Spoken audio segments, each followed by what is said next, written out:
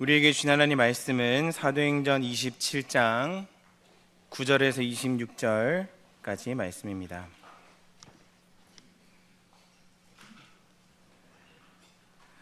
사도행전 27장 9절에서 26절까지 말씀입니다. 여러 날이 걸려 금식하는 절기가 이미 지났으므로 항해하기가 위태한지라 바울이 그들을 권하여 말하되 여러분이여 내가 보니 이번 항해가 하물과 배만 아니라 우리 생명에도 타격과 많은 손해를 끼치리라 하되 백부장이 선장과 선주의 말을 바울의 말보다 더 믿더라. 그 항구가 겨울을 지내기에 불편하므로 거기서 떠나 아무쪼록 베닉스에 가서 겨울을 지내자 하는 자가 더 많으니 베닉스는 그레데 항구라 한쪽은 서남을 한쪽은 서북을 향하였더라.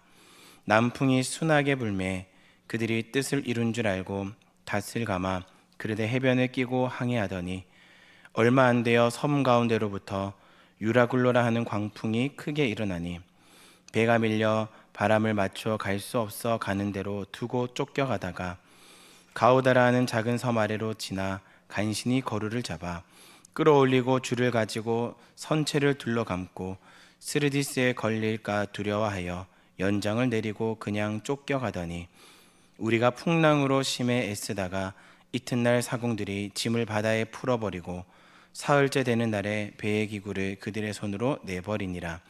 여러 날 동안 해도 별도 보이지 아니하고 큰 풍랑이 그대로 있음에 구원의 여망마저 없어졌더라. 여러 사람이 오래 먹지 못하였음에 바울이 가운데 서서 말하되 여러분이여 내 말을 듣고 그레데에서 떠나지 아니하여 이 타격과 손상을 면하였더라면 좋을 뻔하였느니라. 내가 너희를 권하노니 이제는 안심하라. 너희 중 아무도 생명에는 아무런 손상이 없겠고 오직 배뿐이니라. 내가 속한 바 곧 내가 섬기는 하나님의 사자가 어젯밤에 내 곁에 서서 말하되 바울아 두려워하지 말라. 내가 가이사 앞에 서야 하겠고 또 하나님께서 너와 함께 항해하는 자를 다 내게 주셨다 하였으니 그러므로 여러분이여 안심하라. 나는 내게 말씀하신 그대로 되리라고 하나님을 믿노라. 그런즉 우리가 반드시 한 섬에 걸리리라 하더라. 아멘. 풍랑 속에서 성도의 자세라는 제목으로 담임 목사님 말씀 전해주시겠습니다. 예, 우리 좌우에 계신 분들 앞뒤로 한번 인사하실까요? 반갑습니다. 사랑합니다. 축복합니다. 우리 인사 들어가십시다. 우리 인생은 종종 항해로 많이 비유가 되어 왔습니다. 오늘 우리가 살아가는 이 세상은 마치 배를 타고 바다를 향해 가는 것 같아라는 뜻에서 우리가 인생 항해 그렇게 표현을 하기도 했습니다. 그런데 항해에는 순항만 있는 것이 아니라 때로는 거친 풍랑과 싸워야 할 때도 우리의 삶에 있습니다. 때로는 순풍에 돛을 단 것 같이 순항할 때도 있지만 때로는 우리의 인생 항해에 거친 파도와 힘겹게 싸워야 할 때도 우리에게 없지 않아 있습니다. 사실 우리의 삶을 돌아보면 고요하고 잔잔할 때보다는 거친 풍랑이 우리의 삶에 일어날 때가 훨씬 더 많았음을 우리는 우리의 삶을 뒤돌아보면 그렇게 우리가 생각할 수가 있을 것입니다. 그래서 우리에게 무엇보다도 필요한 것은 풍랑을 헤쳐나갈 지혜와 능력이 우리에게 필요한 것입니다. 오늘 본문에 보면 바울은 이제 죄수의 몸으로 로마 황제의 재판을 받기 위해서 유대에서 로마로 호송 중에 있었습니다. 배가 출발하기 전에 분명히 경고했습니다. 이번 항해에 배만 아니라 우리의 생명도 타격과 많은 손해가 있을 것이라 백부장에게 바울은 충분히 경고를 했습니다.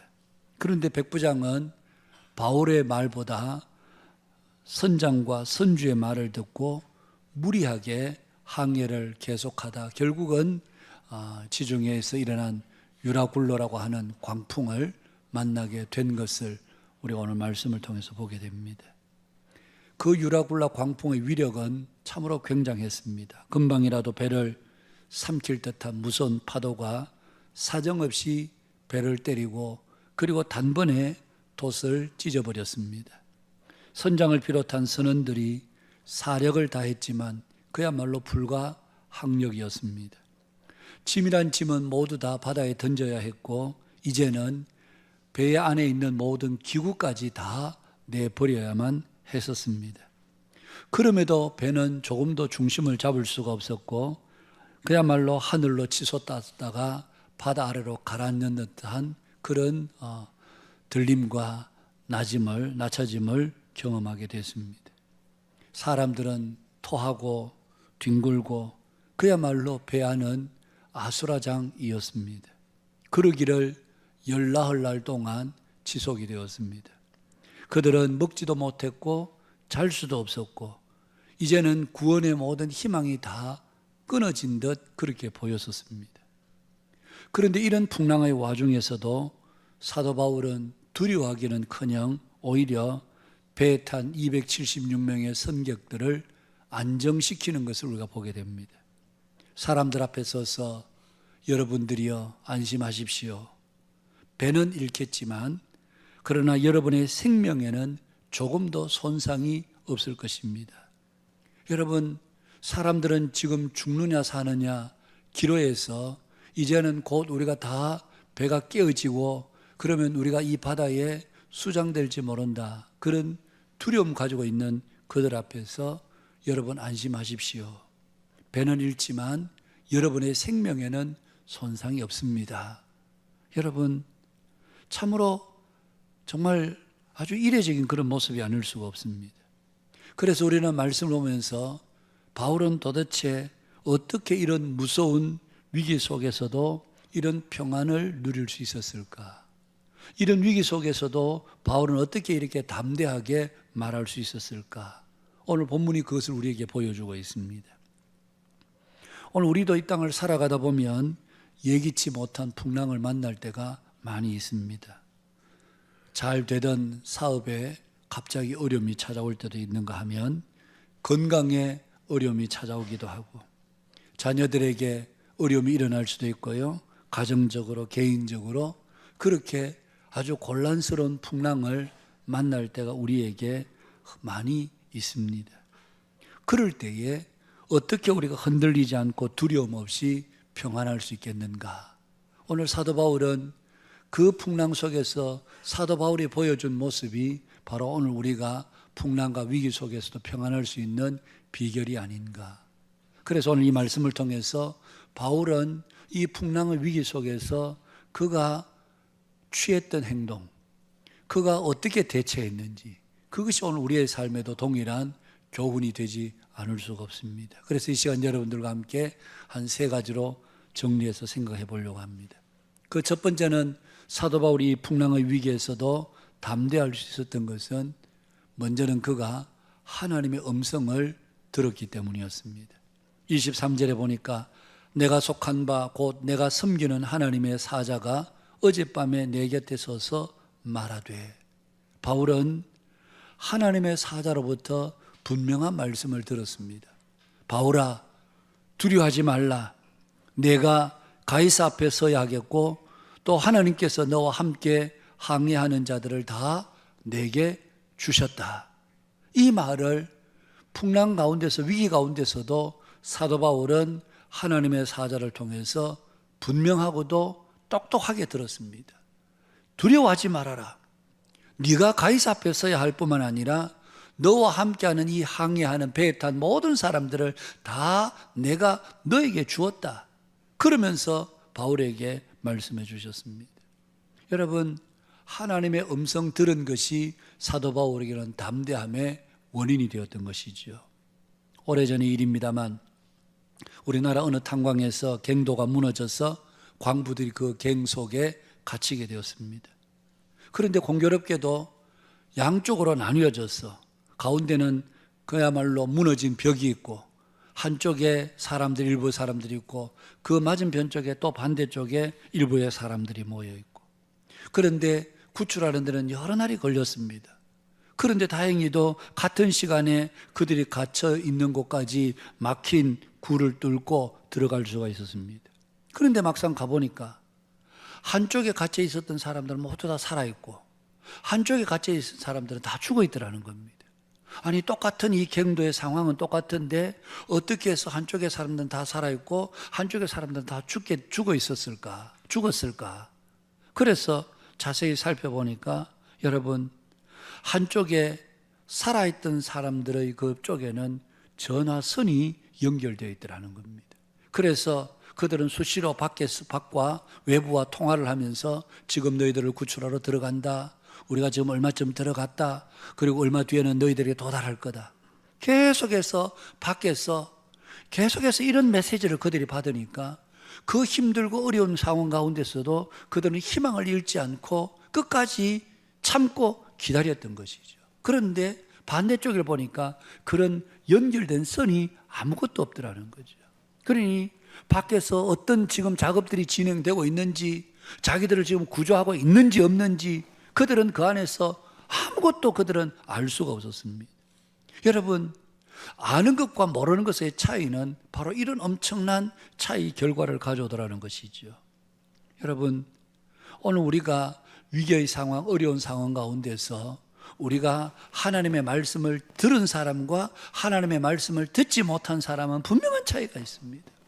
하나님의 말씀을 들은 사람들은 그 하나님의 약속의 말씀을 붙들고 견디고 인내하지만 하나님의 말씀을 듣지 못한 사람은 정말 어떻게 해야 되는지 그 길을 모르기 때문에 결국은 여러분 정말 이 위기 가운데서 벗어날 수가 없게 되는 거죠.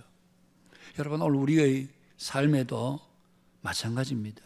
하나님의 음성을 듣는 사람과 그렇지 못한 사람의 차이는 확연하게 차이가 날 수밖에 없습니다. 그래서 중요한 것은 위기의 상황 가운데 사람의 말을 듣는 것이 아니라 하나님의 말씀을 듣고 그 말씀이 우리 속에 있느냐 없느냐, 이것이 위기를 극복하는 중요한 요인이 되더라는 것이죠. 지난 주일 3부 예배 시간에 이전에 사역했던 교회 젊은 부부가 창원에 일이 있어서, 남편이 일이 있어서 왔는데 아내도 같이 따라와서 함께 3부 예배를 드리고 갔습니다.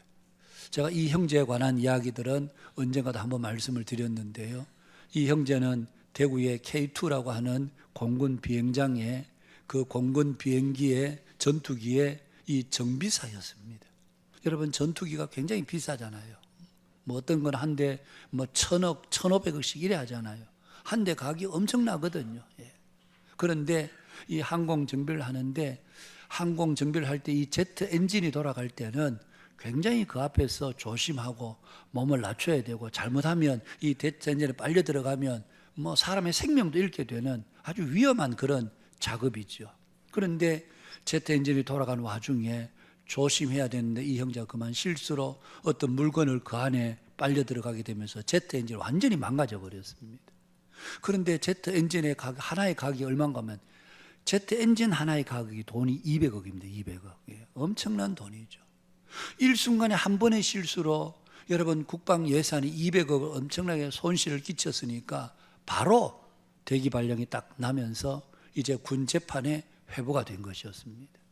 그래서 조사를 받는 동안 매일 출근을 하지만 조사받는 시간들을 빼놓고는 조그마한 방에 앉아서 기다려야 되는, 그것을 한 달 동안 그렇게 매일매일 그렇게 반복했었습니다. 낮으로 와서 조사를 받을 때는 조사를 받고 돌아오면 그 방에 앉아서 퇴근하는 시간까지 그 방에 앉아서 줄곧 기다려야 되니까 거기에 앉아서 이 친구가, 이 형제가 했던 것은 하나님의 말씀을 읽는 것과 기도하는 일. 한 달 내내 조사받는 시간을 빼놓고는 성경 읽고 기도하고 성경 읽고 기도하고 그런 시간들을 한 달 보냈습니다. 그런데 여러분, 그 한 달이 끝날 즈음 돼서 이제 엄청난 재산상의 국가 재산의 손해를 끼쳤으니까 어떤 형태로든지 처벌을 받아야 되는데, 그때가 마침 노무현 대통령이 취임하는 때였습니다. 노무현 대통령이 취임을 하면서 이런저런 이래 가벼운, 그러면 초범에 해당되고 가벼운 이 범죄에 해당된 모든 사람들을 일시에 다 사면을 하게 되는 일들이 있었습니다. 이 형제도 거기에 포함이 돼서 여러분 그 모든 형벌의 기록들이 다 사면이 되는, 그동안 모든 것들이 다 중지가 돼서 일시에 사면을 받게 된 것이죠. 지난주에 왔을 때 제가 그 이야기를 했습니다. 그러니까 그 영작 하나님 목사님 맞습니다. 그때 제가 진짜 힘들었는데 지금도 후배들이나 믿음의 다른 후배들을 만나면, 동료들을 만나면 어려운 일 생길 때 절대 당황하지 말고 하나님께 길이 있다, 하나님께 길을 찾아라, 그 이야기를 지금도 자기는 기회가 되면 자기 동료들이나 또 교회 후배들에게 그렇게 전하고 있습니다. 그런 이야기를 하는 거예요. 여러분, 오늘 우리가 사는 이 세상은 참 두려움이 많습니다. 희망보다는 절망의 소식들이, 어두운 소식들이 더 많은 이런 시대, 이 세상을 우리가 살아가고 있습니다. 이런 때에 우리가 어떤 상황에서도 낙심하지 않고, 우리가 이런 위기를 만날 때 제일 먼저 해야 되는 것은 하나님의 말씀 앞으로 나아가는 것입니다. 그리고 기도의 자리로 나아가는 것입니다. 그리고 하나님께서 나에게 뭐라고 말씀하시는지 하나님의 음성을 귀를 기울여 들으려고 애를 쓰는 것입니다. 여러분, 우리가 귀를 기울여 들으려고 하면 하나님께서 우리에게 말씀해 주십니다. 이 성경은 그냥 여러분 까마득한 옛날에 쓰여진 우리와 이 시대와 아무 상관없는 그런 말씀이 아니고, 이 성경은 오래전에 하나님께서 우리에게 약속으로 주신 모든 말씀들이 이 속에 들어있습니다. 어떤 의미에서 하나님의 약속의 보물, 보고라고 할 수 있습니다. 그래서 우리가 위기를 당하고 어려움을 당할 때 이 말씀 속으로 들어가서 하나님이 여러분 2000년, 3000년 전에만 말씀하신 것이 아니라 동일한 말씀을 가지고도 시간과 공간을 초월해서 오늘 21세기를 살아가는 우리들에게도 이 말씀을 통해서 말씀해 주시는데, 이 말씀이 과거에 했던 말씀이 오늘을 살아가면서도 이 말씀이 우리에게 능력이 된다는 사실입니다. 그래서 하나님의 말씀이 힘이 있고 능력이 있다는 이유가 바로 여기에 있습니다. 하나님의 말씀을 읽고 듣는 가운데 성령님께서 우리의 눈을 열어주시고, 성령께서 우리의 귀를 열어주시고, 성령께서 우리의 마음의 문을 열어주시고, 그래서 이 말씀을 우리가 만한 마음으로 받아들이고, 눈이 떠여져서 이 말씀이 갑자기 어느 날 늘 읽던 성경의 말씀인 것 같은데, 그런데 어느 날 성경을 볼 때 그 말씀이 살아서 우리 가슴 속을 아주 강하게 파고 들어올 때, 그때는 성령께서 그 말씀을 우리에게 주신 말씀입니다. 그 말씀을 우리가 마음에 품고 그 말씀을 의지하고 확신하고 나갈 때에 여러분, 바로 하나님의 음성을 듣고 나아가는 자들은 모든 위기 가운데서 우리가 넉넉히 이기는 힘을 바로 거기에서 얻는 것입니다. 오늘 바울이 여러분 사람들에게 여러분 안심하십시오, 하나님께서 이 배는 손상이 있을지 몰라도 하나님께서 저와 여러분 우리 모두의 생명에 아무 손상이 없다고 하셨습니다. 여러분, 하나님의 말씀이 그 모든 위기 가운데 바울 자신뿐만 아니라 위기 가운데 처해 있는 모든 사람들의 생명을 살리게 되는 능력이 바로 하나님의 말씀에 있었던 것입니다. 어려운 때를 살아가는 우리 모두가 여러분, 세상에 아무리 무슨 좋은 처방, 세상에 아무리 어떤 조언이 있다 하더라도요, 그것은 힘도 능력도 없습니다. 시대에 따라 다 다릅니다. 그러나 하나님의 말씀은 어떤 시대, 어떤 상황을 다 초월해서 하나님의 말씀을 듣고 그 말씀에 따라 믿음으로 반응하는 자들에게 하나님의 말씀의 역사와 권능이 있게 하는 줄로 믿으시기를 바랍니다. 그래서 말씀 속으로 우리가 나아가는 저와 여러분 되기를 주님의 이름으로 축복합니다. 그런가 하면 두 번째는 바울이 이 위기 상황 가운데 담대할 수 있었던 것은 그가 철저하게 하나님을 신뢰했기 때문입니다. 23절 이하에 보면 내가 속한 바 곧 내가 섬기는 하나님의 사자가 어젯밤에 내 곁에 서서 말하되 바울아 두려워하지 말라, 내가 가이사 앞에 서야 하겠고 또 하나님께서 너와 함께 항의하는 자를 다 내게 주셨다 하였으니 그러므로 여러분이여 안심하라. 그 뒤에 말씀을 보십시오. 나는 내게 말씀하신 그대로 되리라고 하나님을 믿노라, 그렇게 이야기합니다. 허황된 이야기가 아니고 내가 환상 중에 잘못된 이야기를 들은 것이 아니고 그렇게 말씀하신 하나님, 그대로 되리라고 하신 하나님을 나는 믿는다는 겁니다. 그런즉 우리가 반드시 한 섬에 걸리리라. 그래서 그들이 여러분 멜리데라고 하는 섬에 걸리게 됩니다. 거기서 그들이 구조를 받습니다. 여러분, 바울이 어떻게 이것을 알았을까요? 하나님이 그대로 되리라고 말씀하신 나는 그 하나님을 믿는다. 그래서 하나님께서 우리를 한 섬에 걸리게 하실 것이다. 그리고는 멜리데라고 하는 섬에 걸려서 거기에 있는 원주민으로부터 도움을 받아서 그들이 로마로 안전하게 갈 수 있도록 모든 길이 열렸던 것이죠. 여러분, 절망적인 상황에서도 바울이 했던 것은 하나님을 철저하게 신뢰하는 일이었습니다. 데이비드 제레마이어라고 하는 사람이 쓴 당신 삶의 거인들을 잡아라 라고 하는 책이 있는데, 그 책에 보면 우리의 삶에는 두려움이 없을 수는 없다. 여러분, 모두가 다 두려움이 있습니다. 어린 아이들도 두려움이 있습니다. 작년 성도, 어른 성도들이 돼도 두려움이 있습니다.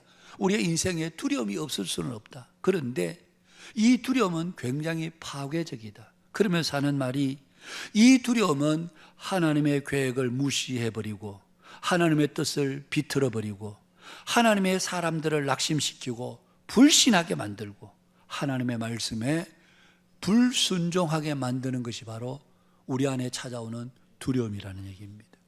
여러분, 우리 속에 두려움이 찾아와서 두려움이 우리를 장악하면요, 그때부터는 하나님의 계획이 눈에 보이질 않습니다. 하나님의 음성이 들리지 않습니다. 하나님을 불신하게 만들고 의심하게 만들고, 그리고는 마침내 하나님을 불순종하게 만드는, 이것이 바로 두려움의 실체라는 얘기입니다. 문제는, 여러분, 두려움은 우리가 피할 수 없는 일인데 이 두려움을 어떻게 대처할 것인가, 이 두려움의 상황 앞에 우리는 어떤 대처를 할 것인가, 이것이 우리들의 중요한 것입니다. 1736년 여러분, 존 웨슬레 영국에서 목사가 되어서 훗날 감리교의 시작자가 되는 거죠. 영국에서 목사가 되어서 이제 미국으로 선교를 하기 위해서 선교사가 되어서 이제 배를 타고 대서양을 지나는데, 그날따라 거센 바람에 불고 파도가 높아져서 정말 배가 위험한 지경에 처했습니다. 성객들은 웅성거리고 어떤 성객들은 울부짖고 아우성이었습니다. 웨슬리 역시도 마음속에 극도의 불안과 두려움을 가지고, 야, 여기서 내 생명이 끝나나? 이것으로서 내 인생이 이제 마지막인가? 여러분, 그 망망대해 바다 한가운데서 이런 풍랑을 만났으니 얼마나 마음속에 여러분 두렵겠습니까? 실제로 여러분, 배를 타보면 정말 두렵습니다. 저도 예전에 초기에 사역을 거제도에 했었는데, 물론 큰 배는 좀 덜 하겠지만요, 여러분, 작은 고깃배 타고 바다 나가보면요, 바닷물이 시퍼런 것을 보면 순간적으로 두려움이 확 다가올 때가 많습니다.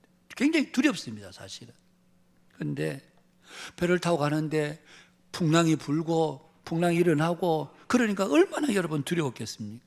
그런데 그 두려움의 상황에 여기저기서 성객들은 비명을 지르고 아우성을 지르는 그 순간에 어디선가 찬송 소리가 들리더라는 겁니다. 도대체 이런 상황에서 누가 찬송을 부르는가?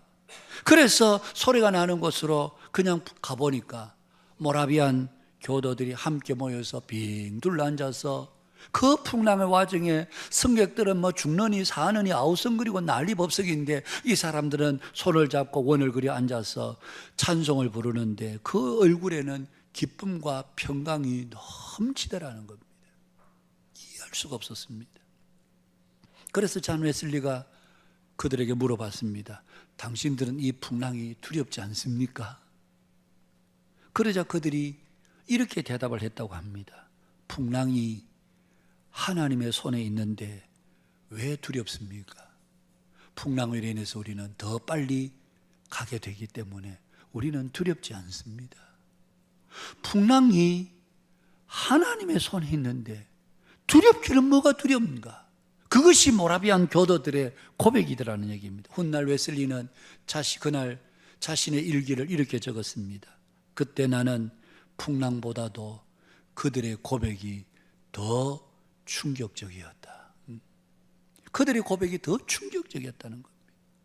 여러분, 성경 곳곳을 보십시오. 하나님은 우리들에게, 두려워하는 우리들에게 얼마나 말씀을 주셨는지, 그 중에 몇 구절만 우리가 생각해 본다면, 여러분, 신명기 31장 6절 말씀, 우리 같이 목소리 한번 읽어보겠습니다. 너희는 강하고 담대하라. 두려워하지 말라. 그들 앞에서 떨지 말라. 이는 내 하나님 여호와 그가 너와 함께 가시며 결코 너를 떠나지 아니하시며 버리지 아니할 것임이라 하고. 아멘. 여러분 보십시오. 모세가 이스라엘 백성들에게 마지막 유언과 같은 말씀을 하면서 너희는 강하고 담대하라. 두려워하지 말아라. 그들 앞에서 조금도 떨지 말라. 그들이 숫자가 많다고 해서, 그들이 견고한 성읍을 가지고 있다고 해서 그들 앞에 떨지 말라. 이는 내 하나님 여호와 그가 너와 함께 가시며 결코 너를 떠나지 아니하시며 버리지 아니하실 것이다. 여러분, 이것은 모세가 이스라엘 백성들에게 주신 말씀만 하겠습니까? 이 말씀은 오늘 우리 모두에게 동일하게 주신 말씀입니다.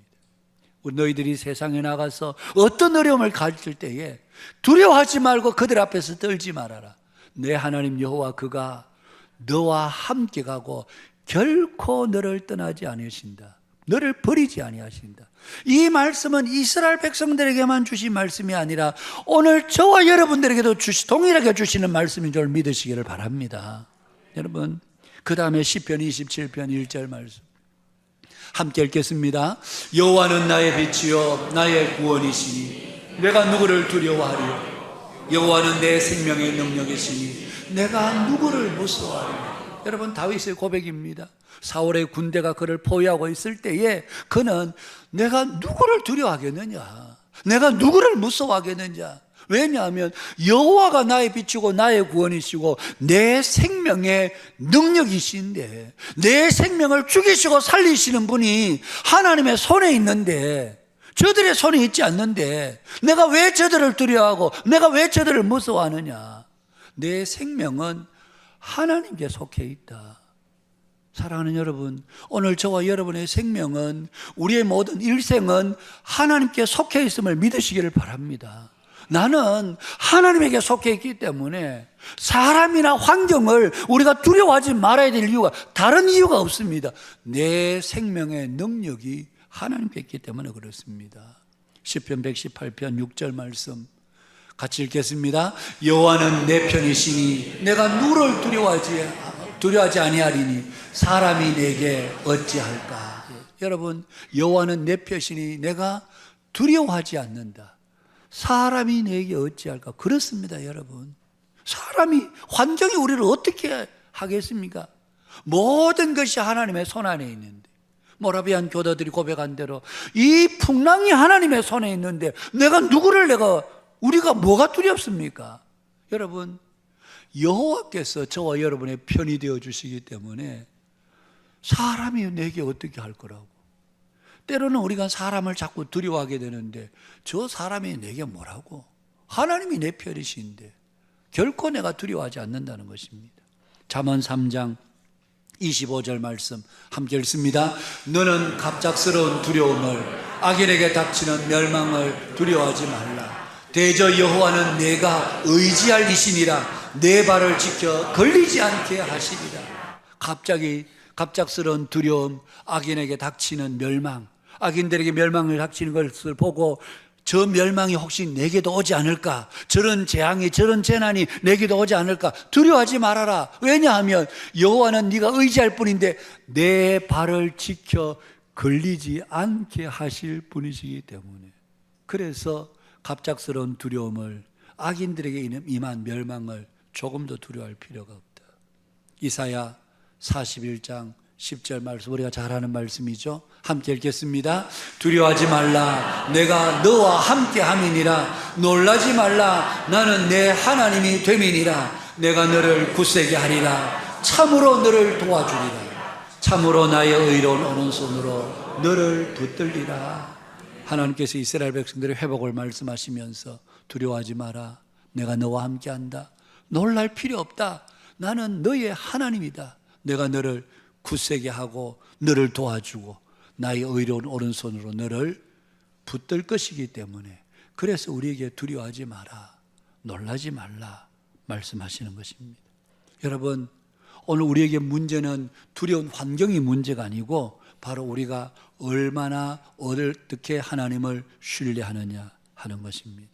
하나님은 이 세상을 주관하시고 다스리시는 분이십니다.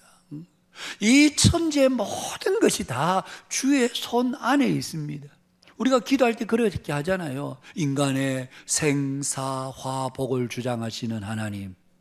하나님은 우리의 인생 전체를 다 통괄해서 아시는 분이시고 그분이 모르시는 것이 아무것도 없습니다.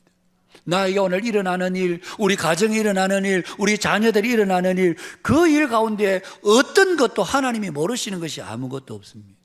그 하나님이 모든 것을 다 알고 계시고 뿐만 아니라 우리와 함께 하시기 때문에, 그래서 하나님을 철저하게 신뢰하는 믿음이 우리에게 필요한 것입니다.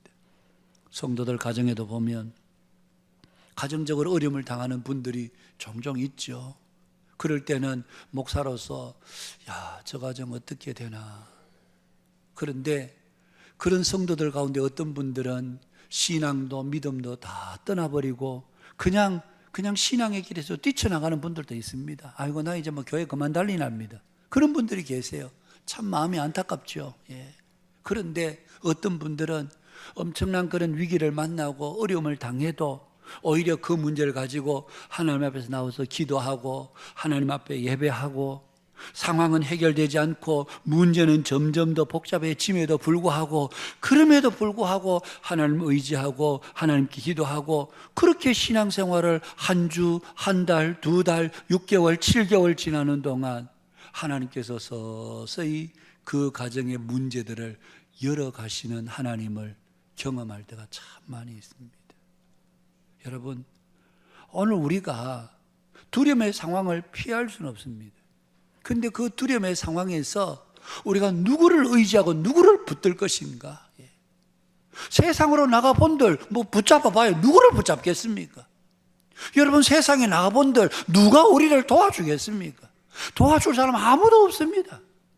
그런데 우리가 그때에 하나님을 신뢰하고 하나님을 붙잡고 하나님 의지하고 나갈 때 하나님께서 우리에게 생명의 능력이 되시기 때문에 우리의 삶의 길을 열어주시고 구원의 길을 하나님께서 열어주시는 것입니다.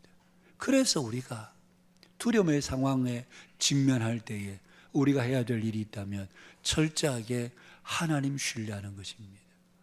여러분, 매일매일 철저하게 하나님 신뢰하는 저와 여러분, 우리 모두의 삶이 되실 수 있기를 주님의 이름으로 축복합니다. 하나님 외에 어떤 것도 길이 되지 않습니다. 하나님만이 우리의 생명이 되시고 하나님만이 우리의 길이 되십니다. 이 믿음 가지고 나아갈 때에 여러분, 우리 자녀들도 마찬가지입니다. 뭐 이제 얼마 전에 수능을 치고 아이들이 이제 대학을 결정하고 뭐 수시를 내놓은 아이들은 이제 최저 등급을 어떻게 맞추냐 뭐 고민하고 있겠죠. 우리 자녀들의 앞길을 생각해 보면 어떻게 되나 고민이 될 때도 있죠. 그런데 우리 아이들의 모든 문제를 다 주님께 맡기고 하나님께서 이 아이들의 걸음을 하나님께서 인도해 주십시오. 하나님께서 열어주십시오. 기도하고 맡길 때에 하나님께서 우리 자녀들의 앞길도 열어주시고 가정에 우리의 모든 삶의 문제들을 열어주시지, 사람 누구 붙잡고 아무리 이야기해 보십시오. 누가 도와주는 사람이 있는지 아무도 없습니다. 그래서 우리는 하나님만 절대적으로 신뢰하고 의지하고 나가야 되는 것입니다. 마지막 세 번째는 바울이 담대했던 이유는 자신의 사명을 그가 분명하게 확인했기 때문에 그렇습니다. 확신했기 때문에 그렇습니다. 바울아, 두려워하지 말라. 내가 가이사 앞에 서야 하겠고. 여러분, 하나님이 왜 바울을 가이사 앞에 세웁니까? 다른 이유가 없습니다. 복음 전하기 위해서 그렇습니다. 로마서 1장에 보면 사도 바울이 편지를 쓰면서 내가 여러 번 너에게 가기를 원했지만 번번이 길이 막혔다. 사도 바울은 복음 전하기 위해서 로마 가고 싶었지만 길이 열리지 않아서 그가 못 가고 있었습니다. 그런데 마침내 로마로 가긴 가는데 주 예수의 몸으로 배를 타고 가게 되었습니다.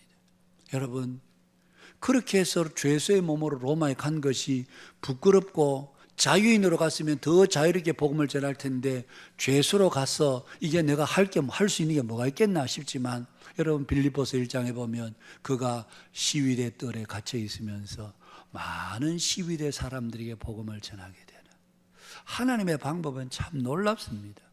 하나님의 역사하시는 손길은 놀랍습니다. 여러분, 사도 바울이 이 풍랑의 위기 가운데서 확신했던 것은 하나님께서 나를 가이사 앞에 서게 하시겠다고 하셨기 때문에, 그래서 나는 이 풍랑이 와도 나는 내 생명에, 나만 아니라 나와 함께 있는 배에 타고 있는 모든 사람의 생명에 손상이 없다. 자신의 사명이 분명했기 때문에 그렇습니다.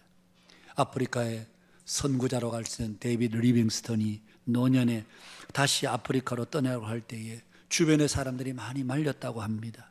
이제 나이가 이렇게 많으신데 지금 가서 어떻게 하려고요? 이제는 쉬셔야 됩니다. 그때 리빙스턴은 주변의 사람들이 이렇게 말했답니다. 나는 아직 해야 할 일이 남아 있습니다. 내가 해야 할 일이 하나님께서 시키신 일이 분명하시다면 나로 감당하게 하실 것입니다. 하나님께서 나에게 이 사명을 맡겨주셨기 때문에 이 사명 감당하는 일 동안 하나님이 나를 지켜주실 겁니다. 내 생명을 보존해 주실 겁니다. 여러분, 뭐 그렇다고 해서 우리가 영원히 땅에 사는 것은 아니지만 하나님께서 맡겨주신 사명이 분명할 때에 그런 사람들은 위기 가운데 흔들리지 않습니다. 사명이 분명하지 않으면 모든 것이 흔들리게 마련인 것입니다. 오늘 저와 여러분의 삶의 이유, 삶의 목적은 무엇입니까? 오늘 저와 여러분은 주님으로부터 어떤 소명을 받으셨습니까? 목회자나 선교사들에게만 소명을 주신 것이 아니고 오늘 우리 모두가 다 하나님께서 우리에게 소명을 주셨습니다. 그래서 여러분 한번 생각해 보십시오.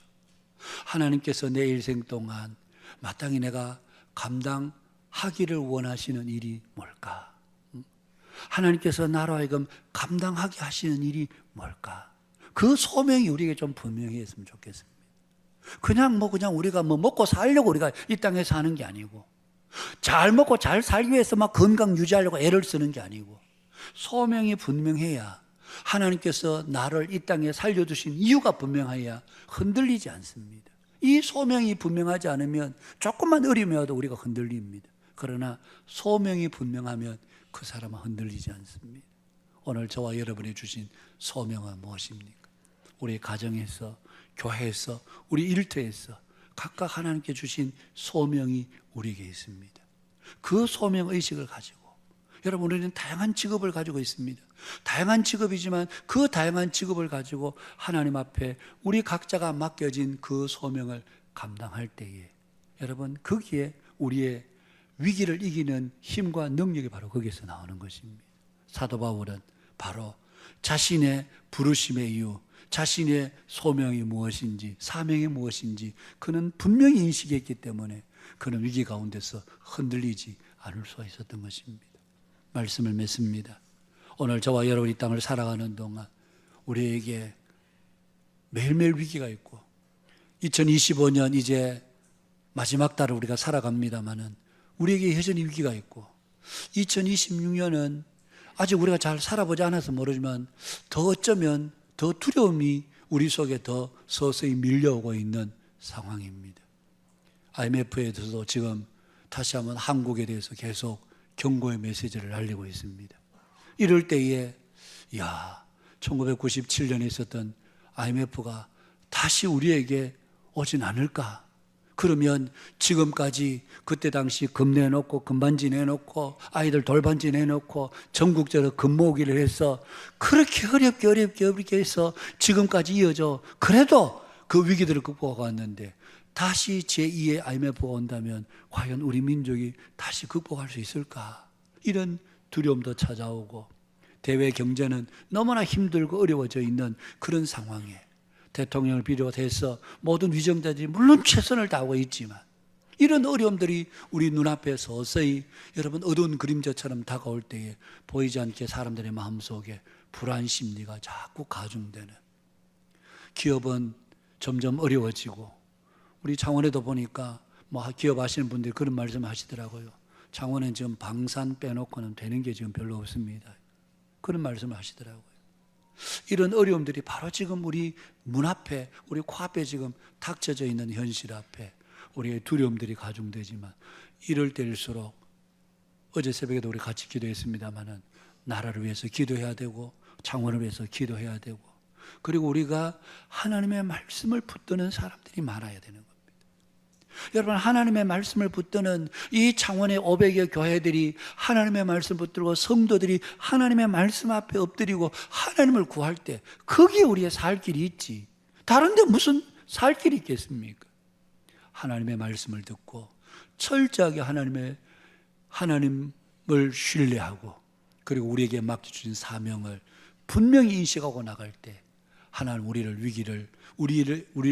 위기에서 이겨내게 하시고 다시 승리하게 하시는 놀라운 은혜가 있는 줄로 믿고 말씀 속에서 신뢰함으로 믿음으로 한 걸음 한 걸음 주 앞에 나아가는 우리 모두가 되실 수 있기를 주님의 이름으로 축복합니다.